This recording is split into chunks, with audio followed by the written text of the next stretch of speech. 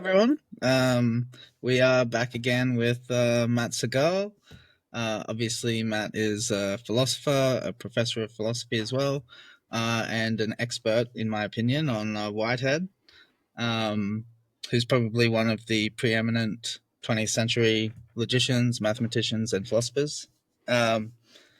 Was 20th century right? I always get confused about the way He that died in 47, so we would call him 20th, I'd say, yeah. Yeah, cool. Yeah, so 1861 he was born though, so. Yeah. So obviously last time we talked quite a lot about Whitehead's ideas and his philosophy of organism, and I do have some follow-up questions about that. Some threads from our last discussion that I wanted to follow up on because obviously we talked about so much as nowhere near enough time to get to all of it. So I do have some follow-ups from that conversation, but I also I thought it would be cool as a way of opening up the discussion today to hear a bit more about you, Matt, and about your journey with philosophy and your journey and what led you to learning about philosophy, to teaching philosophy, and to Whitehead in particular. I'd love to know a bit more about the story of I guess your life. Yeah. Well, where should we begin? Well, I guess I've shared a number of times now, so people that listen to me a lot will have heard this part, but I, as a 6 or 7 year old, I think I must have been 6, I realized my mom was going to die one day. It just occurred to me while I was like jumping up and down in the bed. She was perfectly healthy at the time. She's still alive.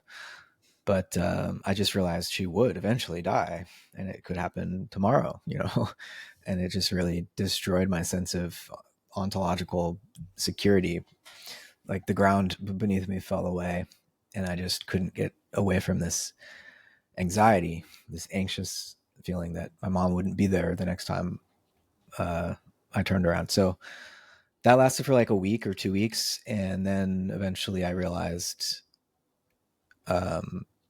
that I was going to die too. And somehow that just didn't provoke the same kind of emotion. It provoked wonder. It provoked a sense of awe, really. And I just couldn't really conceive of how consciousness could just end, because I mean, I didn't have all of these concepts as a 6-year-old, but I was, I think, struggling with this contradiction in the idea that I, as a conscious being, could even comprehend the idea of death. It just seems totally so foreign, so as to be impossible. The idea of death as just an end, like lights out, as this never existed, that seemed to me incomprehensible, impossible. And so, being a 6-year-old, I didn't know what philosophy was, but I think that initial sort of about face and like a kind of metanoia in my relationship to death from it, like the first time I really recognized what it meant, I was going to lose this person who was the center of my life as a 6-year-old, came out of her, and she's taking care of me, and she's going to die. And then to all of a sudden see death more as just this mystery that halos all of life. That probably is what set me on the philosophical track. But then, in terms of actually learning about the history of philosophy and religion, it was a high school teacher who got me reading Alan Watts and Carl Jung and Friedrich Nietzsche, and having just exposure to mysticism. And I started reading a lot of existentialism, got really into that in college, studied cognitive science in college, and realized that I was very interested in consciousness. And that was like the best sort of, this was in the like 2006, 2007, consciousness was just beginning to become an academic discipline, consciousness studies. So I would really, I thought, oh, that's for me. And, there weren't many places at the time where you could do that. And CIS was one of the few that had been offering degrees in, consciousness and various aspects of it. CIIS is California Institute of Integral Studies, the university that I teach at now. It's in San Francisco, and that I also went to for my doctorate. And yeah, I'm lucky enough to get to explore consciousness for a living with some really brilliant students, and it's a dream job. And also, I don't know, I don't like to take myself too seriously, but I do feel like philosophy is only becoming more important. Like as the political and social and cultural worlds begin to fall away, I think philosophy is like one of the roots of culture and politics and um, you know, social coexistence becomes more relevant. And I think more people are turning to it, actually, maybe not in the university, but our sense of meaning that would just be provided to us by like a healthy culture, that doesn't exist. And so you fall back, I think, on philosophy a lot of the time because you have to find it yourself. And a lot of people find themselves in that situation. And even though academic philosophy is not doing particularly well right now, and hasn't been for a century, it got professionalized and became increasingly irrelevant to actual human life. But I think outside of academia, philosophy is really flourishing right now. This podcast is an example of it, and the proliferation of these different philosophical hubs for teaching and learning, um, teaching as co-learning. That are cropping up everywhere. I think there's kind of a philosophical renaissance happening right now in another way. So I feel really grateful to be a part of that and involved in that. So yeah, so I don't know. That's a version of the story. Yeah, no, that a lot of that really resonated with me, and maybe this will touch on, I guess, that subject of occult ideas and occult theories or esoteric theories, um, but I wonder, like how would you? Because obviously you contextualized, I guess, like your major interest is in consciousness, right? And the nature of consciousness, and so if you is that would you say that like because I try to I find it helpful I think when relating to the work of other philosophers to try and understand their different works by thinking of trying to discover what is the project that this philosopher, what is it that they're trying to do to achieve? What is the point of these works? What is it that they're trying to communicate, or what is it that they're trying to change about the way that we see the world? And I guess that's kind of what I'm kind of wondering is, and maybe you could contrast it with what your perception or impression of Whitehead's project is, right? What would you say your project is as a philosopher, and how does that compare and contrast to Whitehead's? Hmm. Yeah, that's a good question. Whitehead's very much focused on the cosmos. Um, and he has a lot of interesting things to say about consciousness and knowledge, and the interior life, mystical, religious experience. But he's really focused on the natural sciences and how we understand the place of human consciousness in an evolving universe. But he doesn't dwell as much on like the nature of the human being, and so I haven't published as much on someone like Rudolf Steiner as I have on Whitehead. But when I want to really explore human consciousness, I turn to figures like Steiner and really the whole esoteric tradition, occult tradition, that is going back into the Hermetic canon, and this stream of thought that would originates in Egypt, and then even before that, like Steiner would trace it back into ancient Persia and India and so on. That there's this stream of initiates and an initiatory knowledge that has always been present, east, west, um, everywhere. And Steiner is a particularly interesting sort of representative of this long tradition, because he's really trying to bring it into dialogue with modern science, and sort of critical philosophical methods.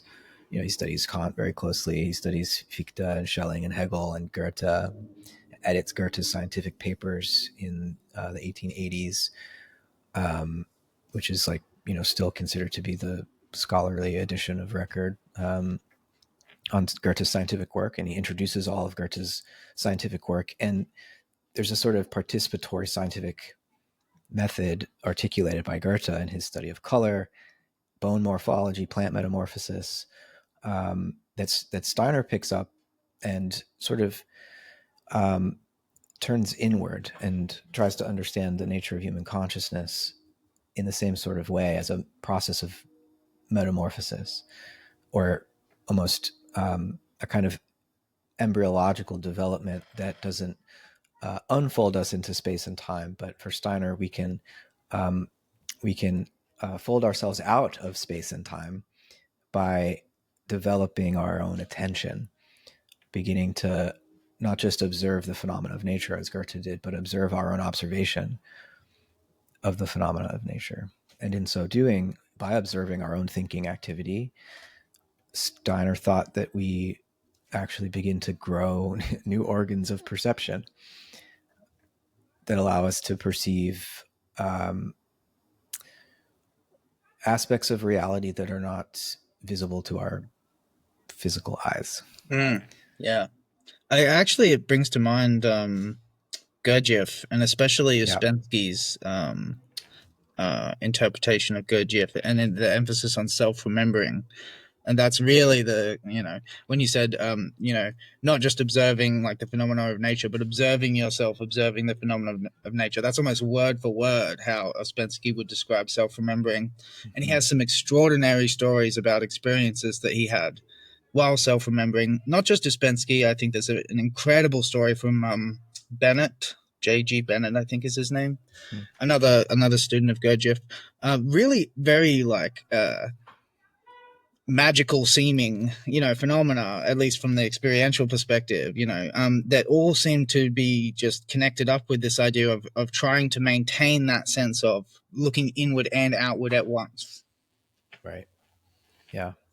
Self-remembering is a great phrase. Yeah. I'm not as familiar with Gurdjieff and Ouspensky and that sort of line. But I can, from what I have heard, it's very similar, because it's the same deep tradition that they're all drawing out of and are initiated into. So, but yeah, this idea of self-remembering is also, another philosophical influence on me is the German idealist Friedrich Schelling, who talked about the need to cultivate a kind of a capacity for cosmic anamnesis, Greek for recollection or remembering, and that actually the whole history of the world is recapitulated within each of us, and that it's given expression by our very morphology and but also our inner experience through, and we have to think even more deeply than just like our waking consciousness, but there are deeper layers of consciousness. I mean, so easy to forget. We spend at least a third of our lives asleep and dreaming, and Absolutely. In deep sleep, where those are very different phases of consciousness, and not many of us, or at least not most of the time, do many of us remember our dreams. Oh yeah, and if and when we do, we often relate to it as, oh, that's just a dream. Well, what does that mean? That means nothing. It's just a dream. But I also think we relate to them in a distorted way, because as soon as we wake up, you already start to forget it, and as you begin to remember it in your conscious state of mind, you're going to be changing it. What actually? Yeah, absolutely. You can't actually return to the way it was while you were dreaming. Yeah. You remember it as something different, already filtered through on its passageway from the unconscious into your conscious mind. You're reshaping it in different ways, and so the point is self-remembering, right, or cosmic anamnesis. And if we want to explore our own consciousness to participate in earlier phases of the whole cosmos and its development, then we need to think more holistically or integrally about what consciousness is, because it includes sleep and dreams. And therein lies the difficulty of this task, like this type of science. Steiner called it spiritual science. It requires a real effort of will to like Mm, stay awake even while we're absolutely. asleep. Yes. Yeah. You know what I mean? And Yeah. it's a yogic practice, and but a unique modern form of it, because our consciousness is different now, Steiner would say, than like in ancient India when the Patanjali was writing the Yoga Sutras or whatever. But yeah, that's our task, I think, to be consciousness researchers. I love that. Yeah. Do you know Arnold Mindell? He's the originator of process psychology. He was. I don't know his work. He has a book called Dreaming While Awake, which is all about this stuff. Like taking, and I learned him during a dream model at my psychotherapy course, so I might be mixing some of his ideas with other ideas. But there's very much this sense of learning dream work for dreams specifically, and then learning how to do that with the world in an everyday sense as well, and sort of approaching like everything, every single moment that things are happening with that inquiry of what's this relationship. There's an inner dialogue, and there's an external dialogue, and there's sort of dream symbolism capacity with anything that's happening in this moment. And it does, a lot of what we're talking about sounds similar to like a Jungian frame would have a similar perspective. And I'm kind of curious about whether Steiner had, because obviously there's the Steiner schools, which I am assuming apply a lot of his ideas to teaching specifically. Does this stuff come through in the Steiner schools? My knowledge of Steiner schools is very limited, so I'm curious about that.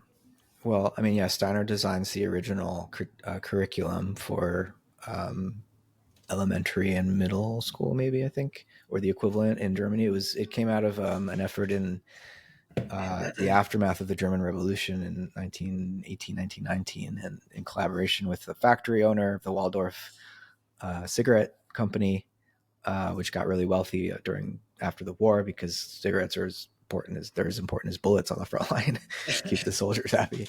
And so the factory owner wants the workers' children to have a school to go to, and so and the factory owner, Emil Molt was his name, I think, was a friend, not just a friend, but a student of Steiner's, really, of anthroposophist,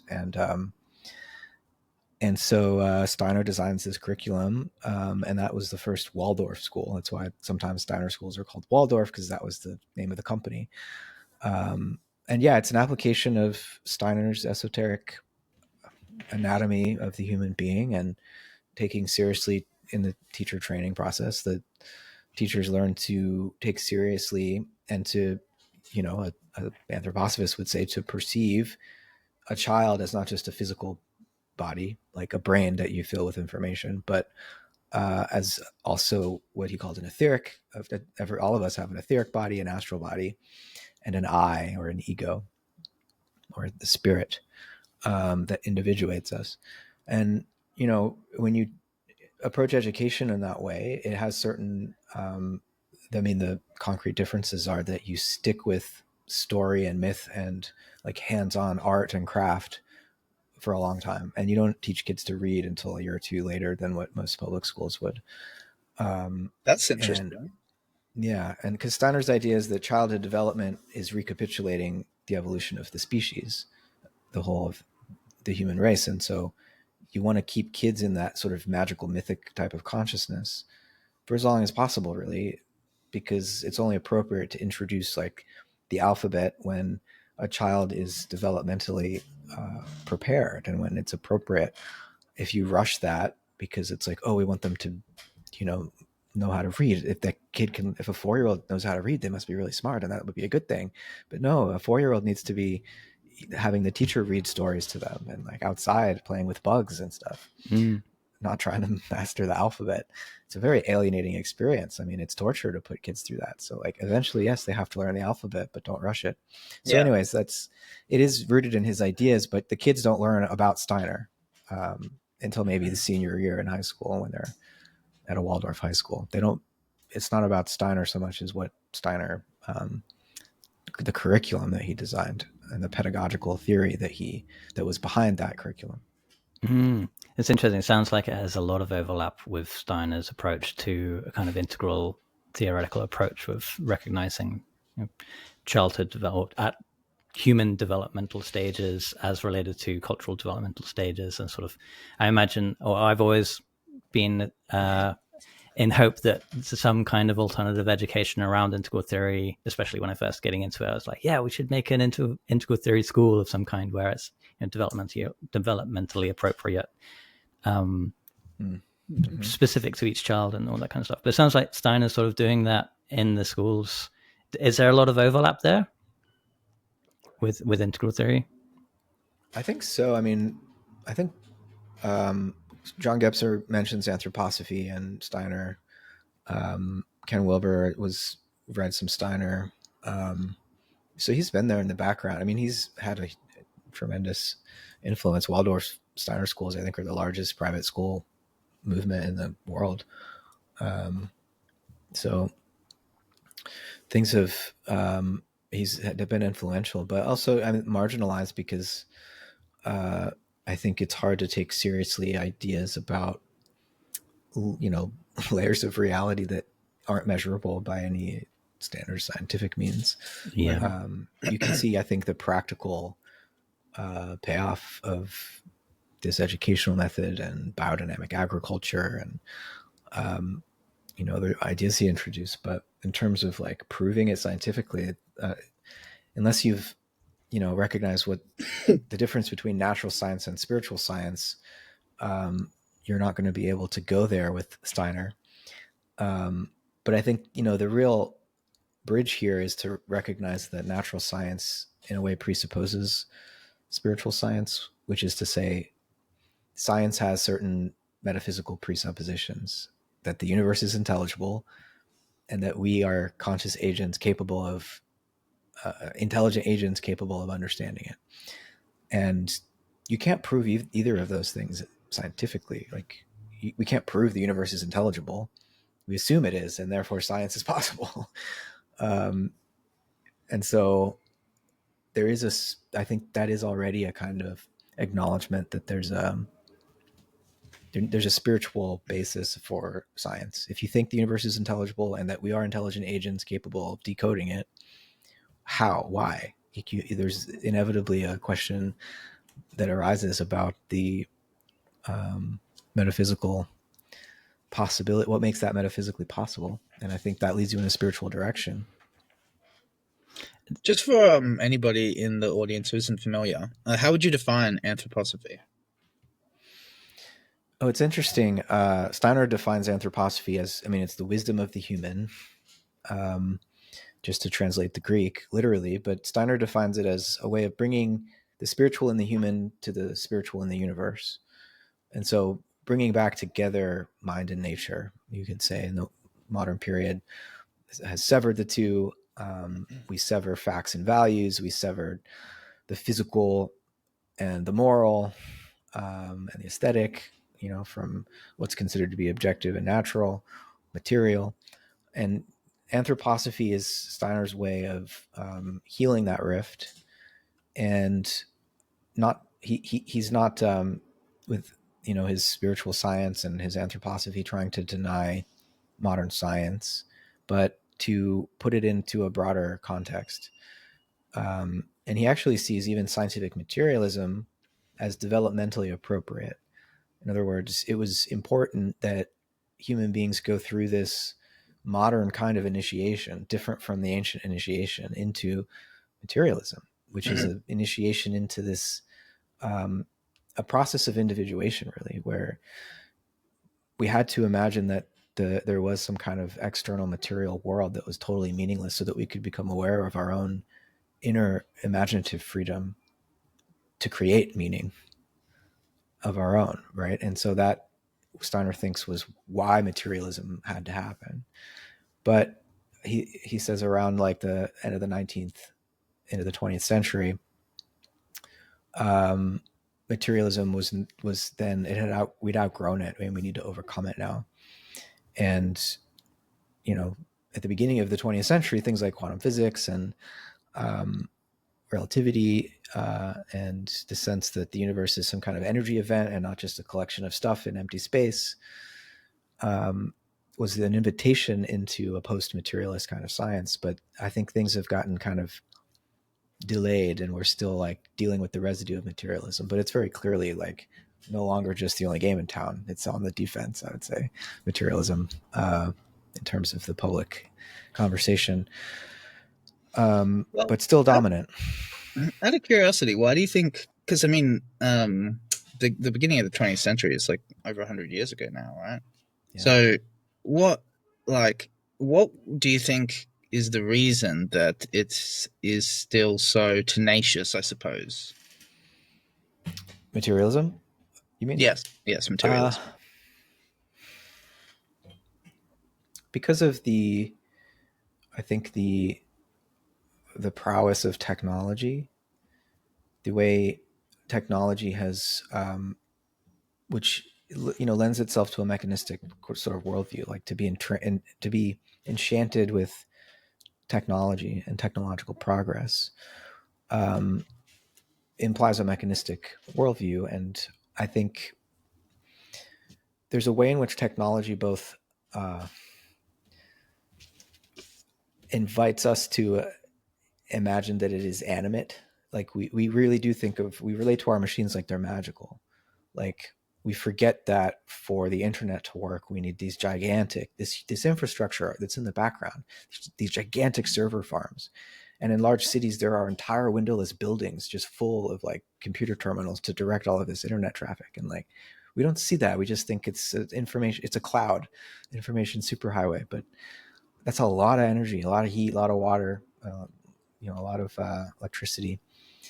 And Especially with AI. AI is only making that yeah, problem, amplifying that situation.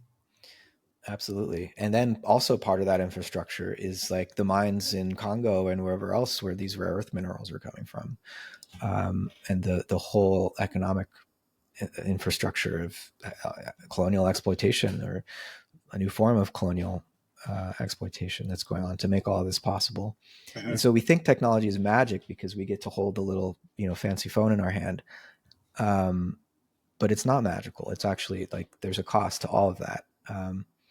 But so technology is enchanting, but it's also, and so it lends itself to an almost animist worldview. Like we think that this stuff just works like magic, but we also, I think, are predisposed to imagine the world as in a more mechanistic way, because technology deceives us into thinking we have the power to make nature do whatever we want, to put nature on the rack, as Francis Bacon said, torture secrets out of her, and that technology just gives us an infinite capacity to do that.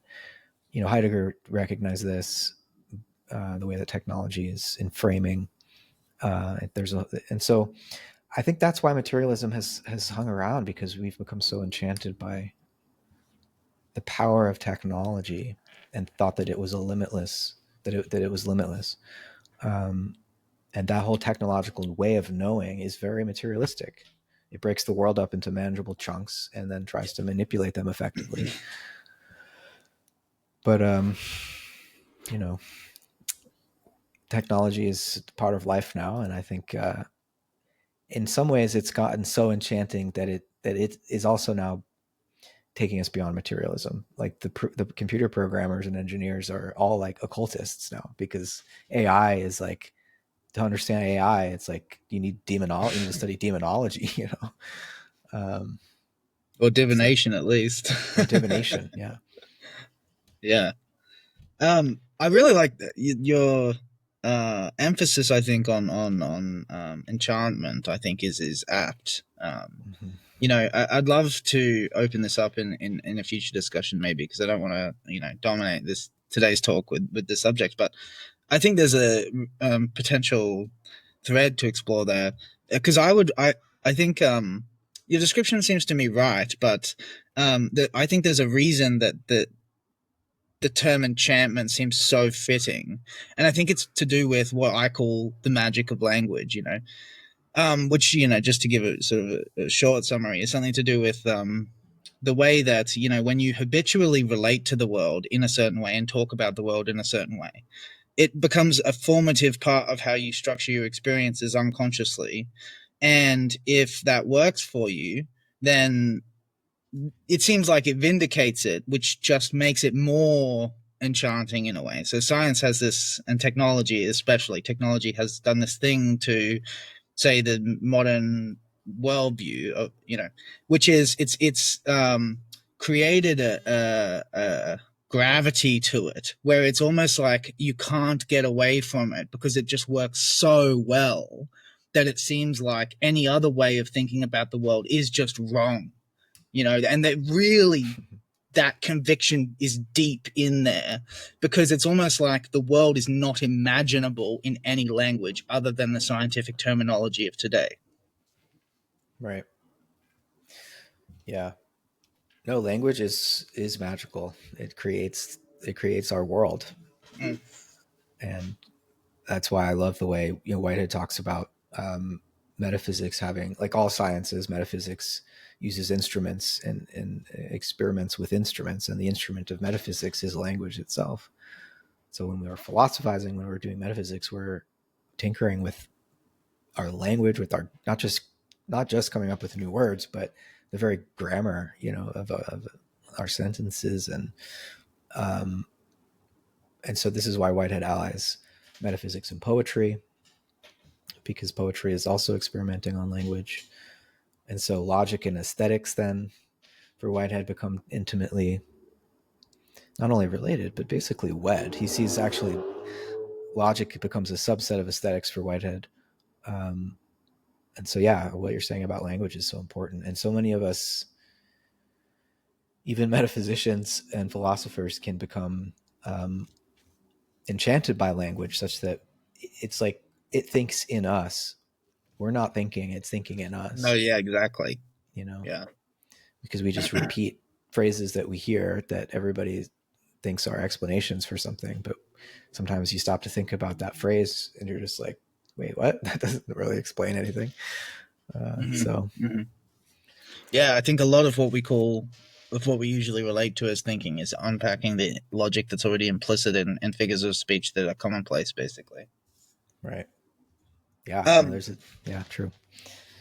yeah, I thought maybe we can circle back around to the question about projects because I'm not sure I got quite Mm. to the bottom of that in terms of like a, say, a formula or a summative description. But Yeah. and maybe this point of contact will help because I know, and this is what we started talking about when I brought up the question of projects, was, you know, some of this more, I guess, meaning oriented material, and that's what we talked about right at the end of the conversation last time, which, you know, Mm. that's the most magical bit of that conversation for me, was that last sort of 15 minutes.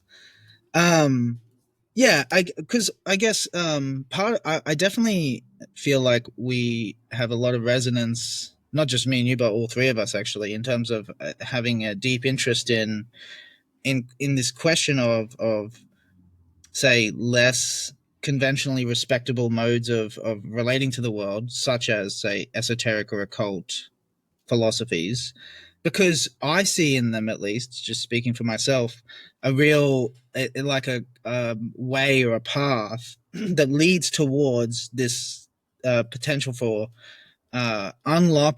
investigating and unlocking possibilities that are sleeping in the soul of man. You know, it's like there are things in human beings that we're capable of that we don't know we're capable of.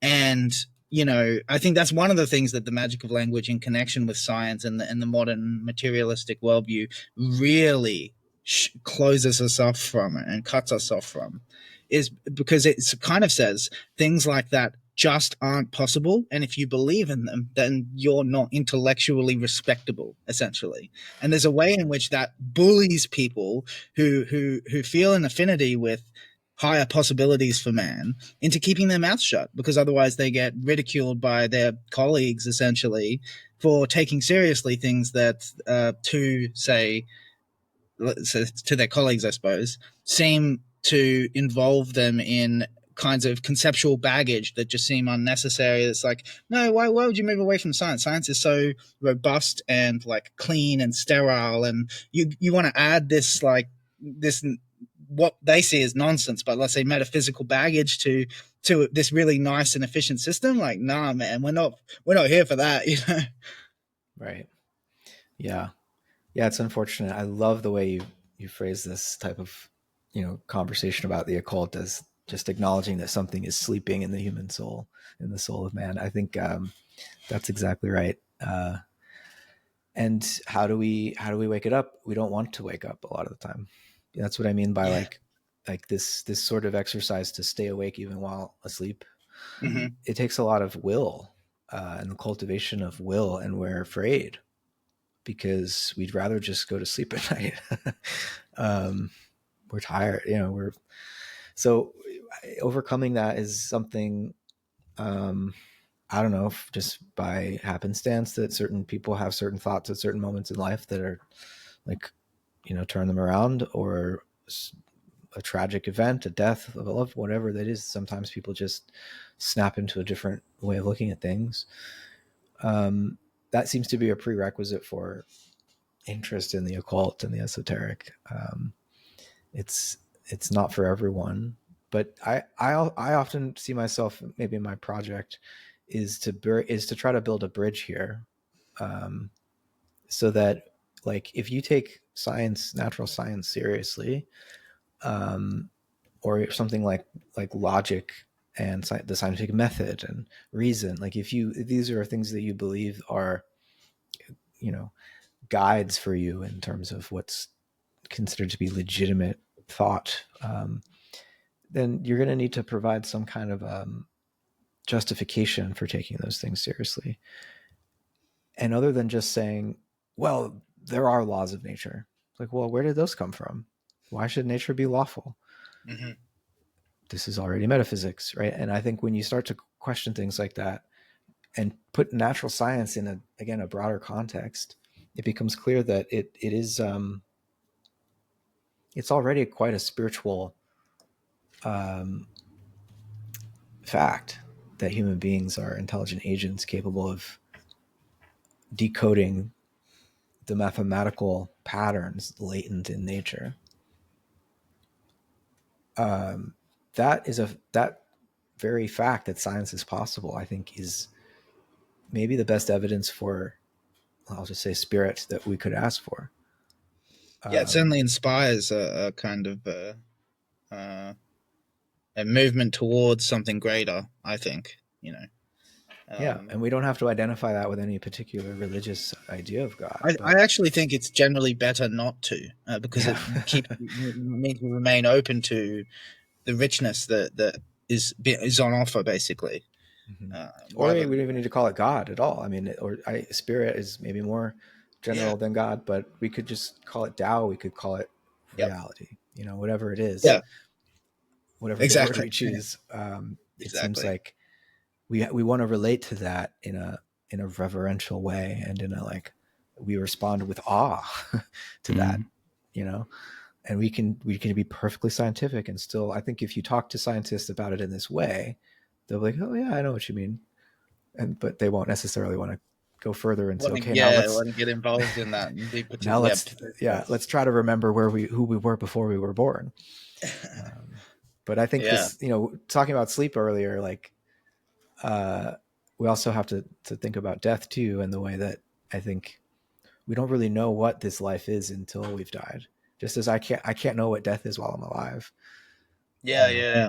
Well, Um, actually, that's one of the things that when you were sharing that, I guess your journey and that the thing that happened at 7, surrounding mortality, I was struck actually by the similarity between that experience and the description of philosophy offered. I think it's by Plato, but I believe he puts it in the mouth of Socrates that yeah, philosophy is practicing for death, right? that's right. Yeah, Um, that's in the Phaedo. Mm-hmm. yeah, Right which before he is a drinks the hemlock. fascinating conception, really interesting way of relating to what philosophy is about, what it's for. Very, very alien to a modern sensibility, for sure. Mm-hmm. Even though There's it's some of great practical value to contemplate death. But yeah. Yeah. Sorry, I was just going to say there's something that you touched on in sort of describing your project, and it definitely resonates with us in our project and me with my projects going back for a while, which is this, like the way I like to describe it is trying to create things that are like whispers on the wind or the calls to adventure of sorts. So it's kind of like helping people realize that the world is not just a little bit not how I thought it was, but a lot not how I thought it was, and that these possibilities are kind of unimaginable to my current sense of what's possible. And yeah, the challenge there is to create something that touches people and communicates something profound. And there's a state almost of like, or I guess is one way of thinking about it, of just like the state that allows for some shift or allows for some kind of like almost like a Zen koan of sorts, right? It's something that knocks someone on the head and they're like, oh, wait a minute. Yeah. It's like cultivating a capacity to imagine that the world is stranger than you can imagine. Yeah. And it sounds like, Matt, you're part of the desire for the things that you do is to provide that to people and of sorts, like to offer a different ways of waking people up as the kind of cliche way of putting it. Would that be accurate? I mean, I'm happy if that happens, but I mean, it's not exactly that I get high on my own supply, but I just enjoy doing this, you know. So whether it's helping other people or not, I'd be exploring these ideas anyways. Yeah. Fair enough. Yeah. Something intrinsically meaningful about it, I think, for people who are predisposed towards. And I get how that can be contagious.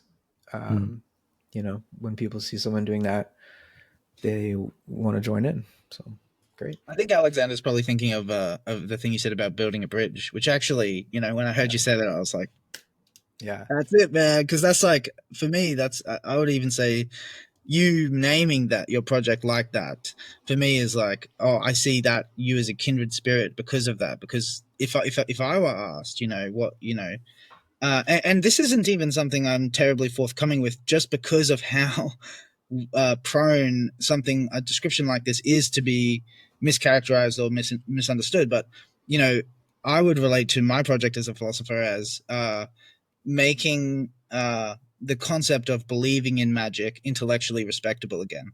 You know, once upon a time, it was acceptable socially and intellectually to have beliefs that kind of say, you know, were challenging to our ordinary intuitions about the way the world is.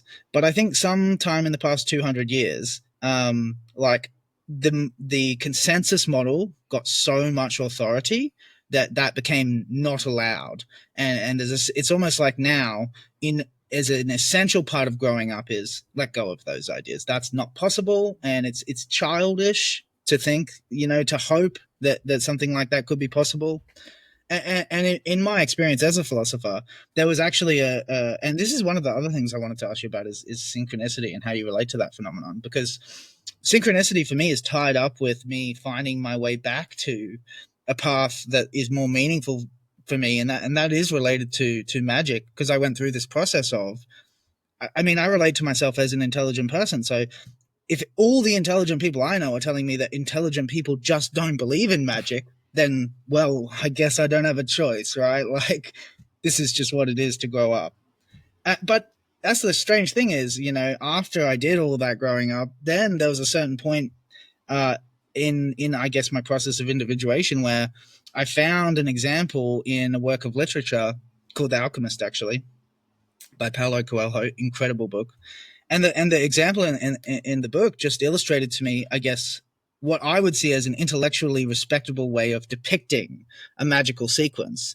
And it had a profound emotional impact on me, where it was like I was recovering something that I had felt that I was forced to give up. And I was realizing that actually I don't have to give up on that. And maybe there's a way forward that harmonizes these two halves of me, you know, this fantastical belief in the possibilities inherent in man, and this cold, calculating, analytical kind of, it needs to make sense, you know what I mean?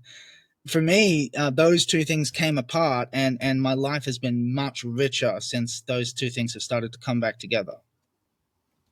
Yeah. Yeah. For me, it's not whether magic is real or not. It's just, what do we mean? And Yeah, obviously, magic gets nowadays cheapened with, I mean, performance magic is really fun.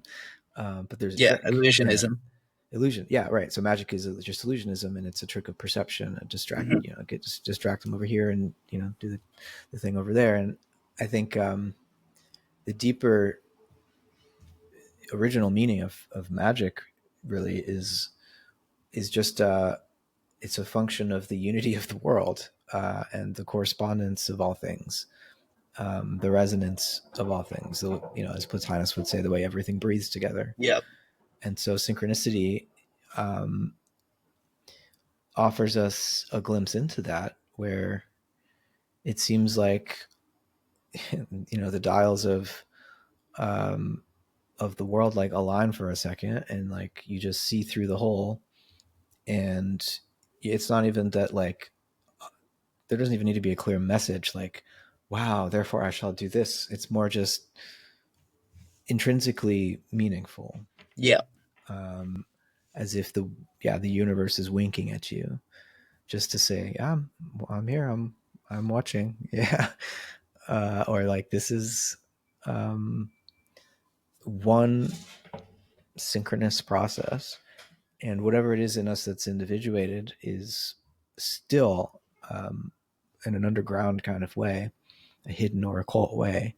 Whatever in us is individual is also one with everything else and everybody else. And then I think it's, the danger only comes when we start to allow for those types of experiences to, like, there is still an epistemological struggle to translate some kind of mystic insight or Yep. intuition into a generalizable truth. Absolutely. Yeah. Right. Yeah. So there's always a need for caution here. And that's why we want to we want a spiritual science. We really want to Mhm. be careful about this, and Yeah, and I rigorous. think that's an excellent place to put that emphasis, because that is, for me, when I look back at, I guess, previous attempts to do what I described, that is, make magic intellectually palatable. I find myself dissatisfied with the level of epistemological rigor. And it seems like we've come to a greater degree of conscious awareness about what goes on in that process through science. And I think that equips us to re engage with these territories in a more conscious and more mindful way with respect to the dangers of, say, just reading into a mystical experience, whatever you want it to be. That's one example, right? But another example is just not being discriminating about the kinds of connections you're going to make. When you're in the grips of an experience like that, and maybe not pruning them, say retrospectively, which I Right. think these are all important steps of maintaining your intellectual stability when you're engaging with, say, more mystical, revelatory aspects of the world, because it has a way of, uh, uh, I guess, my ex mentor, he used to say that, the secret of alchemy is how to maintain a fluid phenomenology while having a rigid epistemology. To make sure that you're open to what is possible in reality, and that you're your way of relating to the world doesn't exclude some of what's there, but also making sure that you're not kind of just letting just anything in, and not being careful about, oh, there's a belief I've wanted to be true for ages, and look at that, like there it is. Okay, because I think an important step is then, okay, since I want that to be true, I got to be careful. We got to make sure. And I think one of the best ways of doing that is to have a conversation like this. To talk to other people who are Yeah. epistemologically capable, but also open to the relevant parts of the world, and to kind of say, hey, this is what happened to me, this is what I make of it, what do you think? Right. It's a different kind of peer review, though, when you do it like openly and in face-to-face dialogue with each other, than the Yeah. sort of blind review process, which I think actually, that desire to maintain anonymity actually brings in all these other motivations that I think distort that process. And so Absolutely, yeah. scientists should, because then it would, I think, inspire a more collaborative form of science instead of all this competitiveness between. Yeah, yeah. I think there's an earnestness that you get in a one-to-one conversation that's missing, I think, in the correspondence, in a literary correspondence, or Mhm. when you're responding to a journal entry where someone else has expressed their ideas, because in that context there's a lot more of it is a professional competition. You have set out your ideas, and our peers are taking them seriously, and I think they're wrong, and so I'm going to do my best to make your ideas look wrong.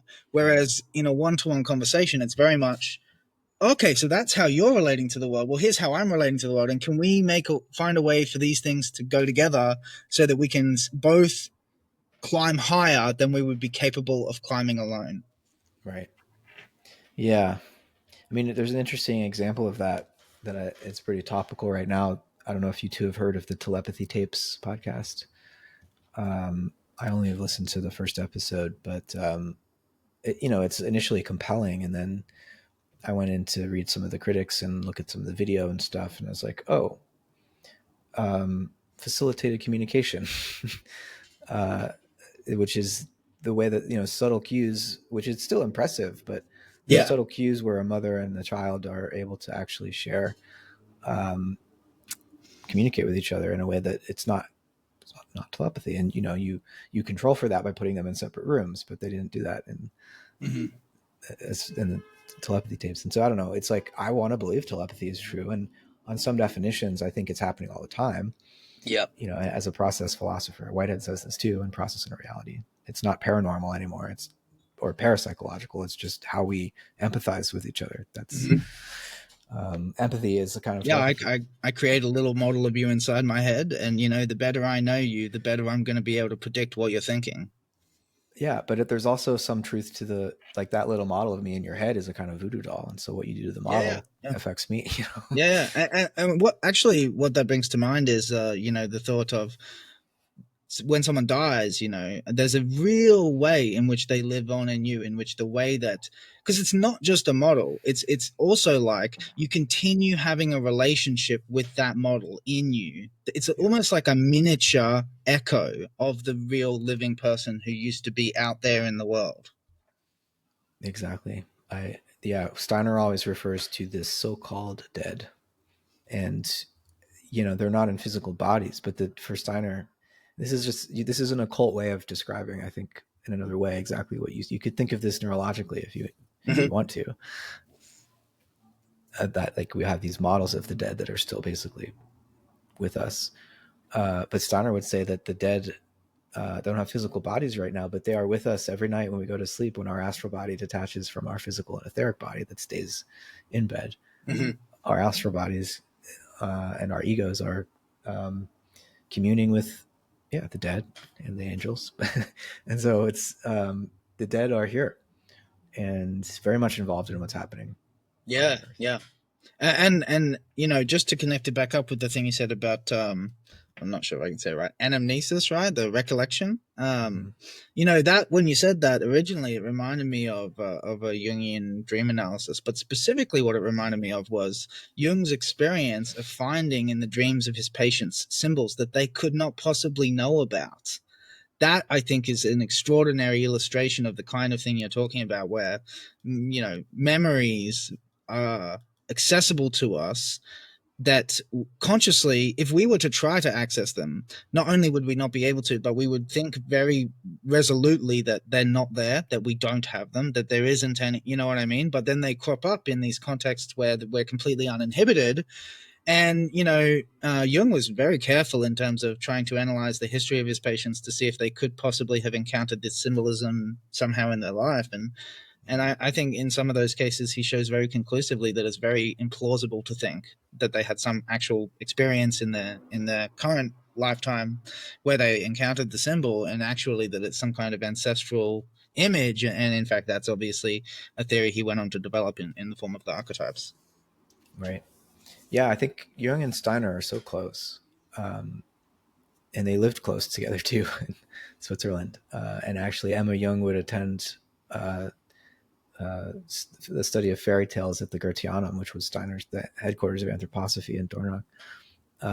But Jung and Steiner didn't meet literally, and they didn't really, I think, deeply consider each other's work. Steiner only knew. What's that? Sorry. It just occurs to me that Jung might say they didn't need to physically meet because the ideas at that point are floating around in the collective consciousness, and so there's a way in which that work would have influenced each other, even if there was no direct person-to-person interaction. Definitely. But unfortunately, Steiner only read Jung's pre-Red Book work, and so didn't really get the later, more Gnostic Jung, who I think he would have felt a far deeper kinship with. And similarly, I don't think Jung really took Steiner's work seriously, because Jung remained in his professional sort of position very Kantian, and just didn't think you could see what Steiner claimed to be able to see.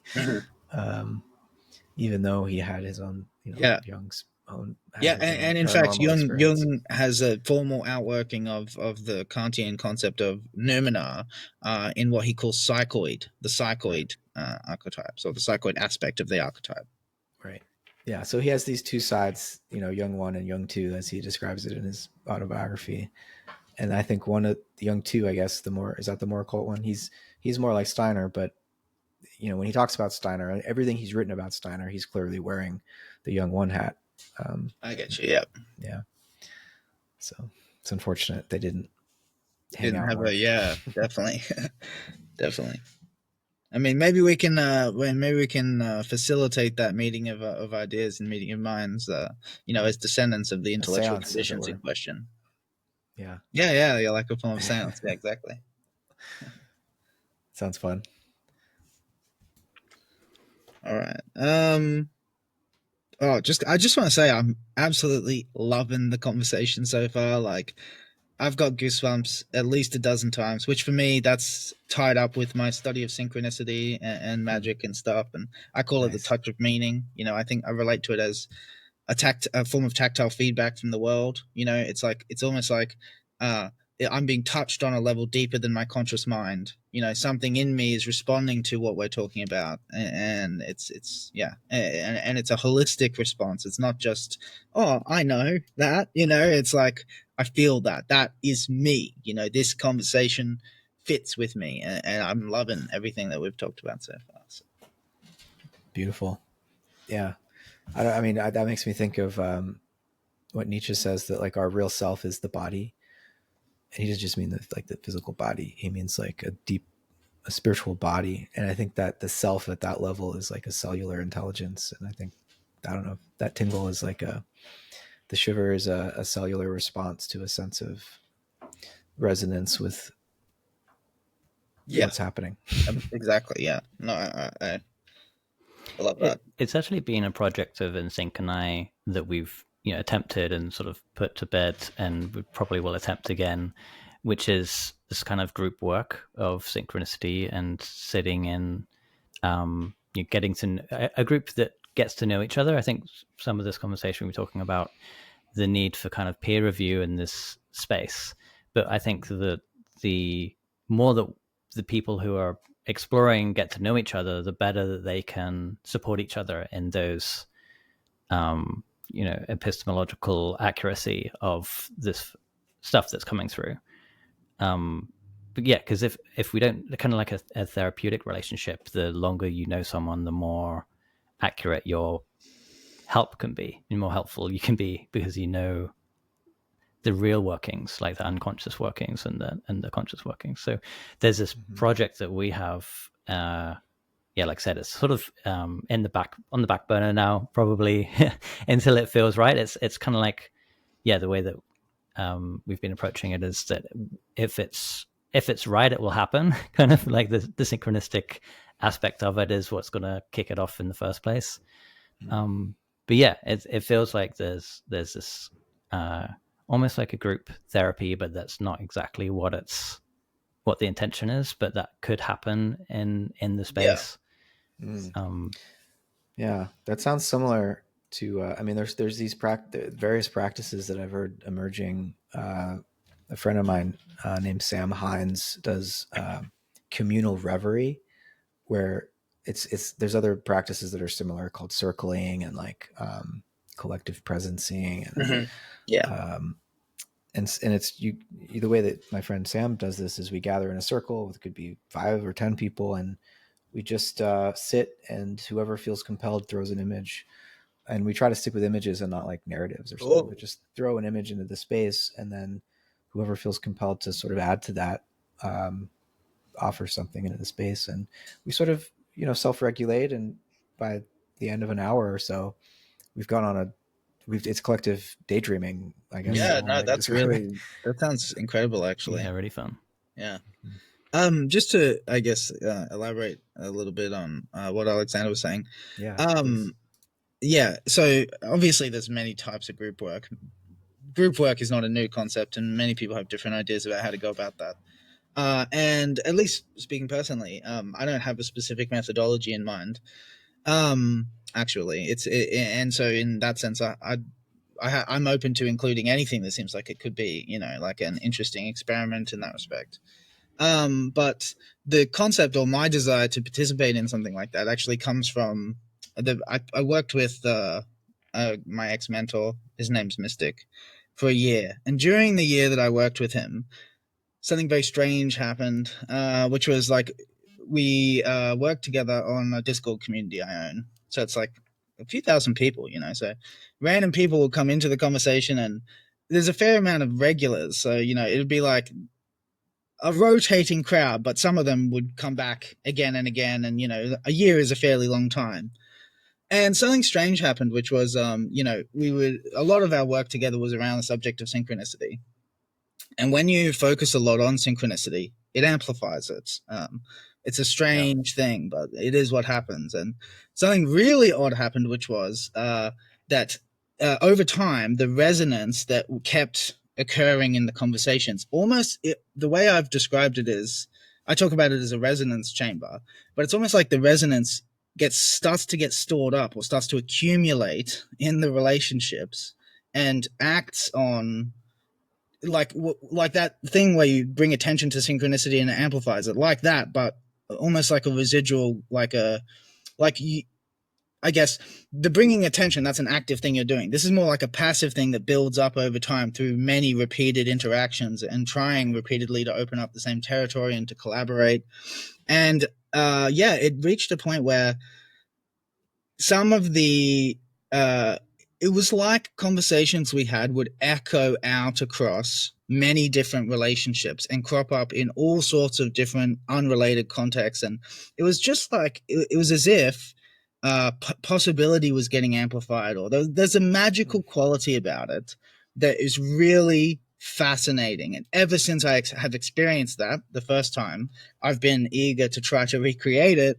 Unfortunately, we didn't intentionally make it the first time, and it almost seems from my experiences trying to recreate it that you can't intentionally make it, that it has to be some kind of organic and spontaneous coming together, and a shared interest that binds the group together. And yeah, that dynamic has to be worked out organically in the moment and can't be imposed structurally top down in any kind of way, because it almost seems like the attempt to do that just kind of kills the vibe or something. It's really Yeah. difficult to put your finger on there. Yeah. I like the way you describe it as working on this sort of field of possibilities that's in the background of everybody's conscious attention most of the time, but like you Mm-hmm. can actually, by cultivating that intentional space with a few people, shift that possibility space for everyone, and Yeah. so therefore more synchronicities start to Mm-hmm. occur. um, but yeah, this issue of not being able to create that intentionally, I think it's like maybe it has something to do with being um, difficult to intentionally create that sort of space when you have too fixed an end in mind about like what you're supposed to accomplish.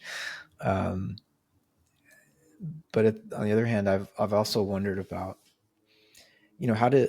So Steiner has this book uh, called Occult Science, and part of that book is him doing a kind of self-remembering or a cosmic anamnesis of prior stages of the evolution of the universe that he associates with the elements. So we're Earth now, that's the fourth stage, but before us was the moon, that's water. The sun, he calls it. He uses planetary names, but he doesn't mean they're related to what we see in the sky now, but they're also earlier evolutionary periods. The sun is air, and Saturn, the first phase for Steiner, is fire. And he's trying to remember this.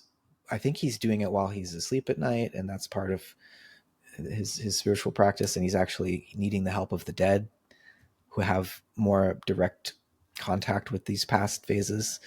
And so it gets really weird, really fast there. But I think,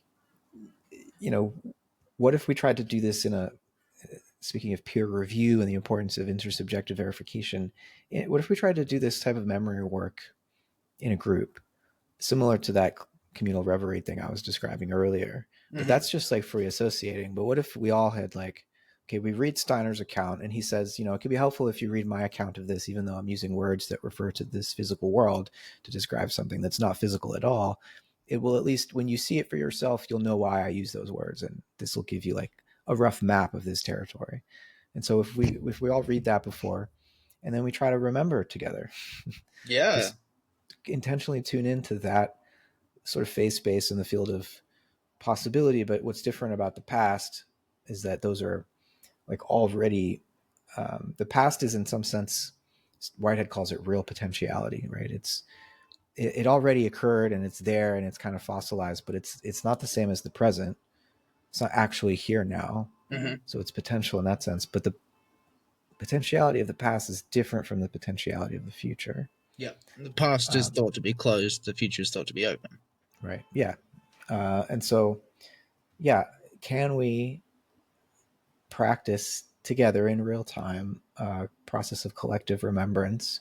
So not self-remembering now, but we remembering, or communal remembering, and see where it takes us, where we're just, and we could zero in on just the moon, because that's the most recent phase before the Earth phase in Steiner's cosmogony, and that should be the easiest for us to remember, whereas Saturn is really hard. It's deeply sedimented. So I don't know, I haven't tried that yet, but I'm definitely curious to see if that goes anywhere. Yeah, that would be really fascinating, and that's kind of what I mean in terms of not being pinned, not being attached to a particular method. Is, for me, it's more any method that seems like it could be fruitful, I would be open to trying and testing out and experimenting, and then subjecting to that. Okay, collectively, what do we think about this? Is this, what are our concerns? What do we is there anything that touched any of us, where you really felt like, oh, this part, there's something really true about this, because I think that the gradual elaboration of that through a varied means, varied techniques of, imposing certain, in some sense, arbitrary structures on the group just to see what comes out, and then the sorting through the products of that and organizing, collaboratively organizing and trying to build something out of the products of that. That is a project I'm very interested in. Yeah, I agree. It's important to have a diversity of methods here. Because consciousness is, on the one hand, you could say before modern science, there were thousands of years of explorations of consciousness that, all these wisdom traditions record for us. But I think we still would need to recreate it in the present for ourselves, because we don't understand what they meant anymore. Exactly. It's all been lost. And this is one of the things that I often try to emphasize when I'm talking about mystical experiences with people is, if what you want is an explanation of a mystical experience that you understand, well, you kind of have to have had one already, because the way words work is that they help us to locate in our library of experiences something similar to what the other person is referencing. And if there just isn't anything there, we just won't get it. No amount of words can produce for us an experience we have not had. Right. Yeah. There seems to be something important here as well around acknowledging that we're all, as humans, we're mythic creatures, and that we've all got our own sort of almost preferences for what our myths want to look like and what our preferred symbols and like where we attach them in terms of our experience. So it also feels like any kind of group like this is almost like coming together to co-create a new system of sorts. Like, oh, we're all bringing our own histories and expertise and whatnot, but together there's some like no one. It's like the multi-paradigmatic approach, right? Like no one paradigm is going to fit everyone, so we've kind of got to draw from all of them and sort of have the skill of being able to do that on the fly of sorts. Like, oh, right now this is what's needed.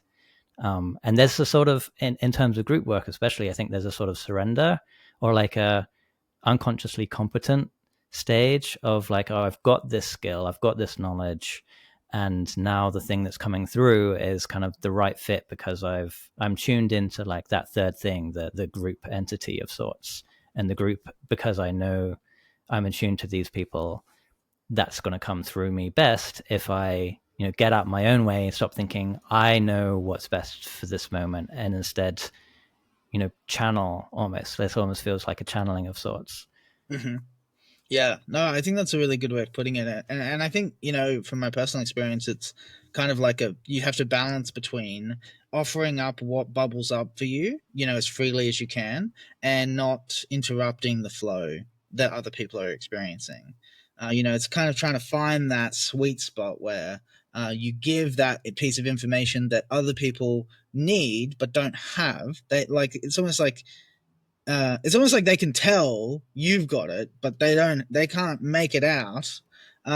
So you offer up that piece of information, and then other people are like, oh, that now that you've said that, actually, this, and I've experienced that with group work, with some of my experiments. In particular, the framework that I had this happen in was media analysis. So basically taking, Jungian style dream analysis techniques and putting them to work in the context of animated movies, and specifically the movie in question was Kung Fu Panda, and there was a sequence, we'd go through the movie and we'd pause it periodically, and there's something tiresome about that, which I get, that it's like, oh, maybe we just want to watch the movie or whatever, and but also like there was this one experience I will never forget, which is we were there was an important combat sequence, and like there was like 2 or 3 people chimed in at one moment when we paused it to kind of offer things that they'd been holding on to that had bubbled up in the past sort of couple of minutes. And then you heard a change in the tone, which was, okay, now coming forth is stuff that's just come up in response to these things that have been shared.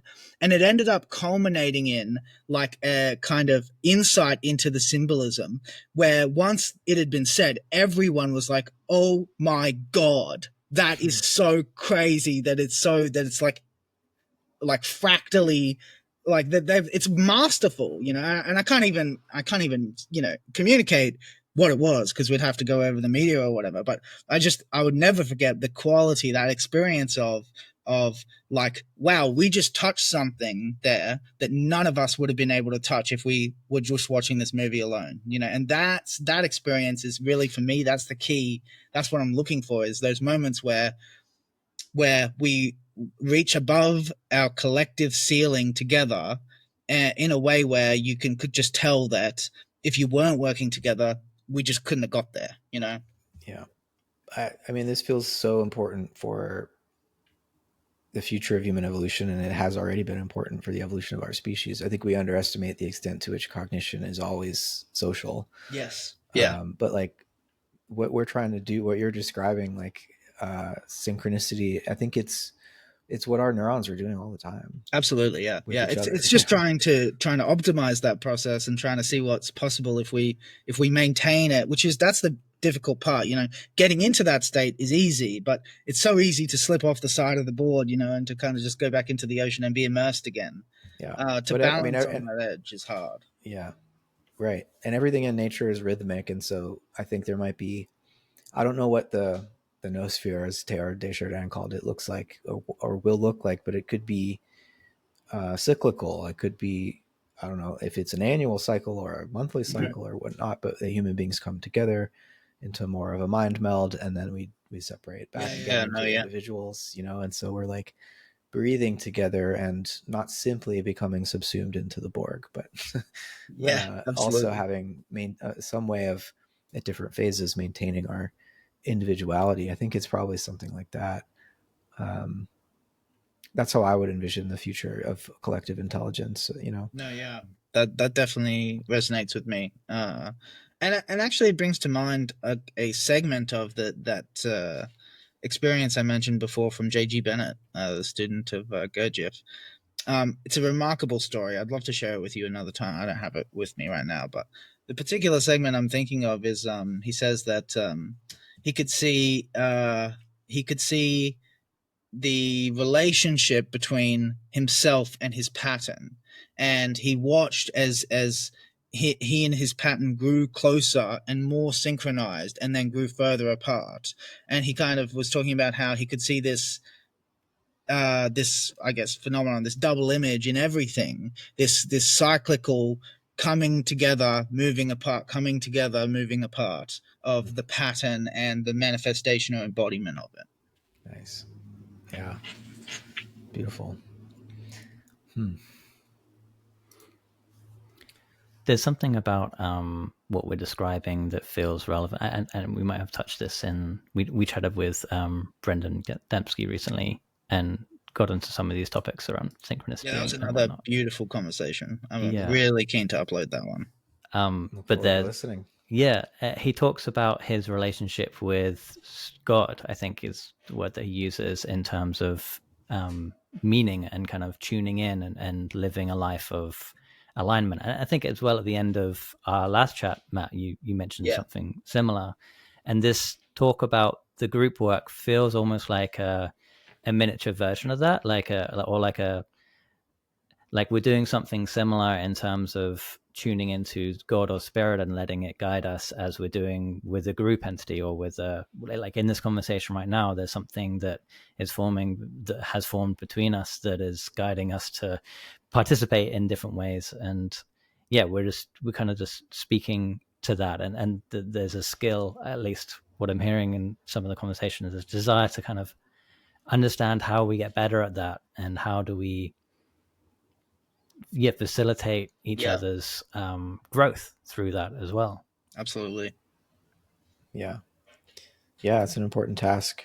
Um, and there's a whole ethics of communal reverie or, shared imaginative exploration or I was playing with words earlier instead of self-remembering, just we-membering, like trying to daydream together. Yeah, Um, it's I like there's an that ethics actually. to it.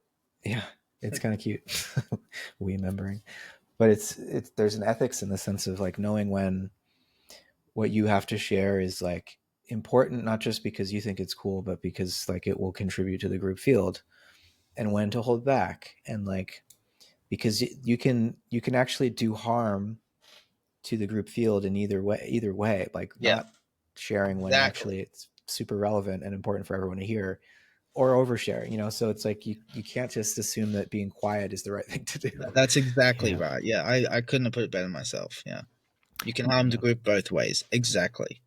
I feel like a psychotherapeutic lens is useful in that sense, like working with clients. You're not just going to jump in like, oh, I see what's going on here. Your mum was abused, like you don't jump Right. in and poke harshly at the things that you see that might be tender and raw. But there is some level of skill in offering, a small seed, or even just holding, like in terms of, a psychic sense, just holding that in your mind and offering that to the space of being like, maybe let this person come to their own conclusions about this thing without participating. And if they're just completely, obviously some guidance is super helpful as well. If one person's going off on a story and blabbering a lot, then you might be like, okay, let's just take a breath or something like Mhm. that. But yeah, there's definitely a skill there, and I definitely feel like the psychotherapeutic approach Yeah. is very Yeah, useful for doing definitely. that. And the thing that actually comes to mind in terms of, I guess, the situation you said, when like how much to interfere, is focusing. So refocusing around, say, what the like. Okay, what's the point of this story, right? Why did we start down this road? You know what I mean? Like, so just bringing back that meta awareness of, okay, what actually are we talking about? And also, good questions, I think, are key there, and I think that's where the refocusing often comes in. Is you begin with a good question, and then as it gets off track, you kind of reorient around the question and refine the question until the question is good enough that the person can figure out the answer themselves. And then I think that's where the treatment in some sense becomes hands off, and it's like, well, look, like, it's in a state now where if you want to know, you can come to the realization. But if you don't want to know, then me telling you is not going to help. You know. Mhm. Yeah. Yeah, I think that I like the therapeutic lens you were bringing earlier, and one of the it's not a rule, but what's the word? Oh, invitations is the word Sam uses. I think to set up the communal reverie is to say, don't talk to each other, talk with each other, which is to say, no crosstalk. Like, Yeah. don't analyze what somebody said to them or something. Like, just you were contributing to this third thing or this shared um, image that we're developing together. But then I also thought it might, just because sometimes, yeah, you can get off track if somebody kind of goes on a tangent. You also have to say yes to whatever wants to emerge as one of the other sort of ethical guidelines. But what if we had an image generating AI or even a video generating AI that was just listening to what everyone was throwing into the field, and there was a screen that was creating it? That is a It would very cool idea. it kind of, because you could either do it with eyes closed, and so everyone's having their own version of what's being spoken into the field, and let it be just your own endogenous imagination, or we could actually have the screen together and watch it happen. It might be distracting at first, but if you built up the skill, because I don't know, I feel I, like we I would, would. I think it would make the most sense to have the screen kind of in the background. You know what I yeah, mean? Like not right, foregrounded, front and but center, but yeah, yeah, lots of possibilities here. definitely, yeah. It kind of reminds me of a process I created with a partner while we were studying psychotherapy back in the day. We were actually trying to figure out what people were talking about when they're talking about tantra and energy, and we were kind of curious, but not with any knowledge of the scriptures, and sort of ignorant, very ignorant in a lot of ways. But the process was just eye gazing and just taking it in turns to say, oh, I'm noticing, and just talking to what you're noticing in your experience. And very often that would lead to this sort of like shared mythic kind of dream space, like we'd be melding into each other, and the imagery would be co-created, and it was very visual. I mean, I'm quite a visual person, so that was at least my experience, and they seem to be a visual person, and it probably wouldn't be the same for everyone. But yeah, there's a strong sense of this like capacity, like you talk about this AI generated thing, but I almost feel like can do that together without AI in a sense, like that Right. we can tune into this shared mythic space, and that mythic space is almost like the symbolic dream world of the shared space in a sense, and that there's with the right mindset, it's almost like a dream where it is visual in the same way that a dream is visual. And that's another skill, I guess, that and probably set and setting that I'd love to yeah explore more, definitely. Yeah. Um, we don't know what is sleeping in the soul of man. Yeah. Exactly, yeah. Um, I kind of earlier when we touched on synchronicity, you said it doesn't have to mean anything, which Beyond I itself, I mean, like, it doesn't need to mean anything for like what I'm supposed to do next, or yeah, I mean, I'm in two minds about that. Mhm. I think it oftentimes a synchronicity can have the desired effect without the meaning being brought into consciousness and inspected. But at the same time, I do think that like the mechanism or the nature, part of the nature of synchronicity appears to me to involve a redirection towards the real. So it's almost like I often think of it as like a kind of interference pattern between your projections about the world and the way the world is, or even like a reaction formation against your projections about the world. You know, and it's almost like, you know, the world doesn't like to be misrepresented, and when you misrepresent it in a way that cuts you off from the complexity of reality, there are signs, you know, and I think that's kind of, I would connect that up with what Alexander was talking about before in terms of like a process psychology of like learning to employ practicing dream analysis techniques so that you can bring that into waking life and kind of relate to the odd edges of experiences as maybe this has something to say about me and about I guess, like the way I would usually contextualize it is synchronicity manifests to correct closure instituted by the way that you habitually think and talk about reality. So when you habitually think and talk in a way that kind of seals you into a simulation, then where the simulation rubs up against reality, that's synchronicity. And it manifests not in a generic or, you know, like it's just weird. It actually echoes the error conceptually or linguistically that leads to the cutting off, in my experience.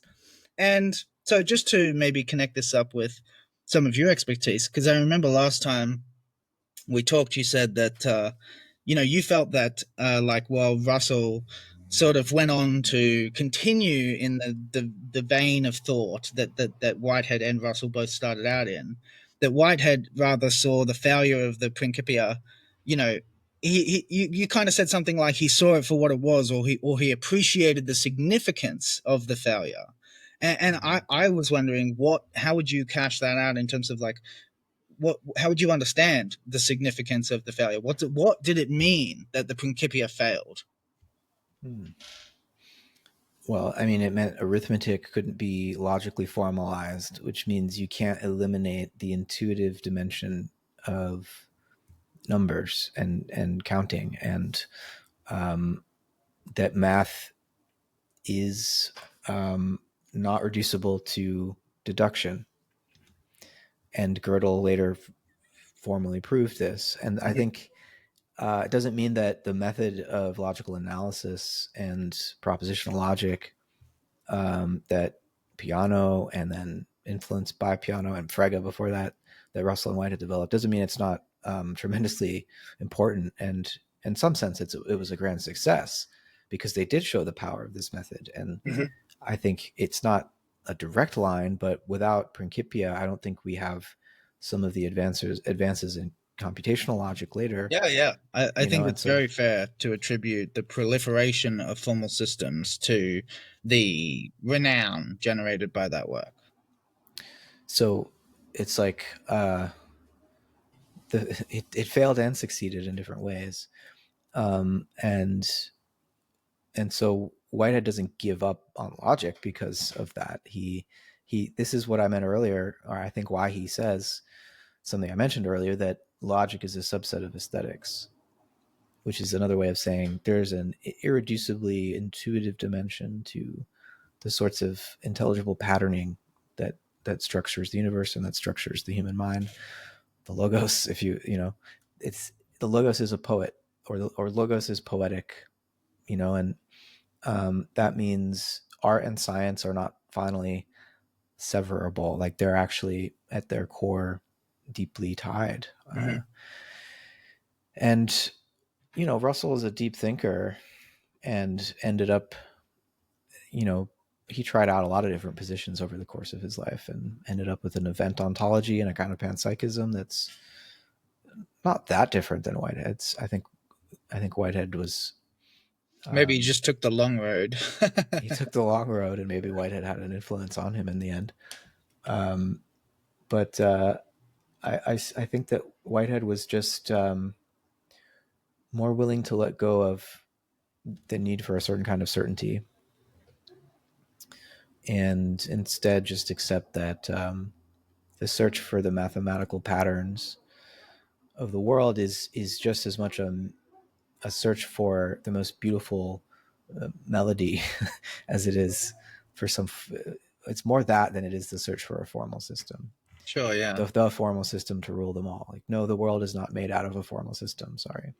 Yeah, so I almost hear like what I heard in your answer was something like you know, in I guess seeing that he couldn't rely on logic to completely justify or explain arithmetic, then comes the thought that, well, there must be something over and above logic, in which logic is contextualized and embedded, because, well, my thought, and maybe this is not the right way of, but my thought would be that the intuition supporting that would be, well, the universe is complete. A formal system may not be capable of being complete and consistent, but in some sense, the universe is not subject to a limitation like that. It is a unity. It is everything and one, and in some sense, transcends every kind of category you could try to impose on it. Yeah, I mean, depends what you mean, I guess, by completeness. Whitehead does say in Process and Reality that the universe is an incompletion in process of production, and so it's because it's never finished. You can't say that it's fragmented because it's always moving towards whole. It's moving towards wholeness. It's Mm-hmm. holotropic, but it doesn't ever finally arrive at the whole. Sure, yeah. And so completeness, Whitehead would say the consequent nature of God is complete, but that completion is new each moment. It's an even more complete completion. Maybe the sense that it's a pure tautology, in a sense, like that it's never divergent from itself, and in that sense, it's complete in that it's it's always just a self-replication. I think of it like when I think of the description that Matt just gave. I guess I think of what do you call it? Is it an asymptote? Where the curve like is approaching and always approaching the line, but then we make this move where we kind of just say, okay, it actually, even though it never really does touch the line, we kind of draw a box around it and say, okay, if we take a complete picture, it does, though. Yeah. I mean, this is kind of what I was getting at earlier with synchronicity being its own meaning. It's not that it's meaningless. It's that to make it point to something else outside of itself, I feel like is sometimes it's unavoidable, like where synchronicity is like literally a sign, an arrow pointing you in a direction. But there's something about the experience of a synchronistic event that is maybe a good word for this is Schelling in his philosophy of mythology talks about myth and like mythic symbols as being tautogorical, so tautology, and so instead of myth being allegorical, where it's like, oh, the hero's journey is about the rising and setting sun or something. Instead, myth is tautogorical, which means to say it's self-referential. Its meaning is contained in itself. It's not, symbols don't point, they're not signs. They're not pointing you to something else. The meaning is in the symbol. And I think you could still use your definition that synchronicities redirect us to the real in that sense. And they're a response to, like, it's not that the meaning of a symbol is closed.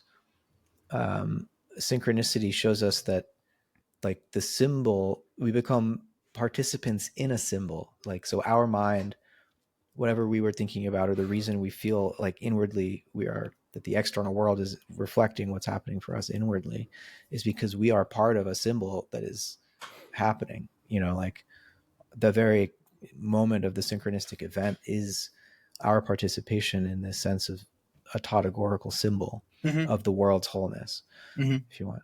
Yeah. And so it doesn't need to point beyond itself. Would be my point beyond itself.